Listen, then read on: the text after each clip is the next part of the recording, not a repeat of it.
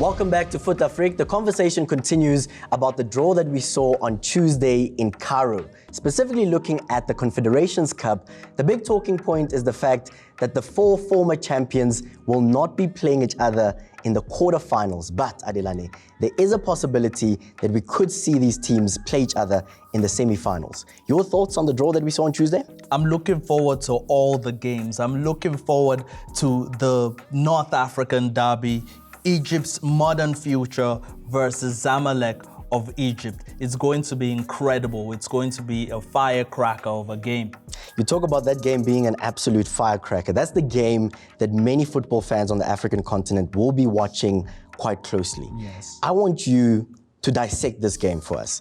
You have a team, Modern Futures, yes, heading into a tough battle against the 2019 champions, Zamalek. Could we see an upset in this one? I doubt it. Zamalek, they have too much pedigree for Modern Future. Modern Future, we know, were eliminated at the group stages the last time around. They'll be looking to do better this time around, but I think Zamalek is going to be too strong for them. We saw what Zamalek did in Group B, finishing the top of that group. They played 5 games, 4 wins, 1 draw, no losses at all. I think Zamalek has got that one. In terms of Modern Future, what can they do slightly differently to ensure that things go their way? Because I think everybody is expecting Zamalek to take this one, but maybe there's a surprise on the cards if they do the right things. I'm sorry, no surprise in this one. I think all they have to do is just make sure they put on their shirt the right way around and show up. Because Zamalek, I feel, have just more experience than they do. And on the day, or over 2 legs, they're going to be too tough for Modern Future. Those are just my predictions. Anything can happen in football. In terms of the second quarterfinal, looking at RS Berkane, a team that's chasing their 3rd trophy on the African continent. Just like Zamalek, are you saying that this should be a foregone conclusion, that there's no way for their opponents? I think nobody expected Libya's Abu Salem to come this far. RS Berkane, we saw them do it in 2020 and in 2022. Again, the pedigree, you can't ignore the pedigree. It will be a shock to me if Libya's Abu Salem can pull an upset in this one. It will be very difficult for them. Looking at Abu Salem, their record in the group stages, as you're alluding to, it will be difficult for them to actually win this game. Their record also says exactly that. They won 3 games, they lost 3 games. Is there anything that they can particularly improve on in the quarterfinals? I mean, they've done so well to come this far. In Group B, they finished behind Zamalek, and they finished on, they finished on 9 points.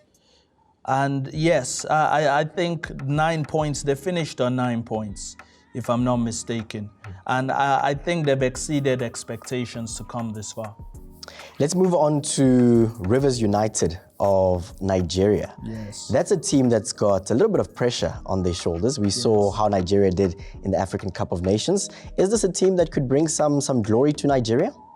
Yes, no Nigerian team has won the Confederations Cup, by the way. And historically, Nigerians in African competitions haven't shone the brightest. The last we saw was Eyimba beating Hearts of Oak in 2005 in the Super Cup in an African competition. So I know that Rivers United would want to be the first Nigerian team to win the Confederations Cup.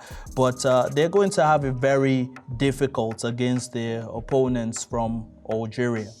You talk about their opponents from Algeria. The current champions. The current champions, right? Defending champions. Yes. And they also beat Al Ahly in the Super Cup final, right? Yes. USM Alger. That's a team that many would say, hands down, should win the Confederations Cup. Your opinion? Very good side. They finished on top of Group A with 13 points. And I expect them to really be tough for the Nigerian outfit. The Nigerian outfit, Rivers United, went this far last season and they crashed out at this stage. They lost to Young Africans of Tanzania. I know you'll be very silly to take USM Algiers for granted. So I feel they just need to try and prepare hard for that game and just see what they can get. But I would say USM Algiers is the team that will take this one. Let's shift to Dreams FC of Ghana. Now, this is a team that has a rich history, academy team. A lot of the greats from Ghana have gone through the system. What does it mean for this team to do so well in this competition? Oh, Dreams, they're definitely flying the flag high for Ghanaian football. And, you know, like you said, rightfully, they keep producing stars. I'm just looking at where they finished in their group. In Group C, they finished top of Group C. They finished on 12 points, and they've impressed me massively. They're a team that I feel can actually progress from this game. You talk about the fact that they finished at the top of their group. How important will that be, especially because they get to play the first leg away from home, yes, and then they get to play the second leg at their home stadium? Very, very important, because in that second leg, they're going to have the home ground advantage. The crowd is going to be behind them, and it's an advantage for any team that will be playing the second leg at home, I believe. Give me a score prediction for this one. I would say 2-1. 2-1 the way of Dreams FC? Yes. I mean, the Malian opponents, obviously you can't write them off. They're former champions too. But I just get a good feeling about this side. So I'm saying 2-1. 2-1 is Adelani's score prediction. We would like to get yours. Remember, throughout the conversation, you can always comment on our social media pages. Remember to use that hashtag Fut-Afrique.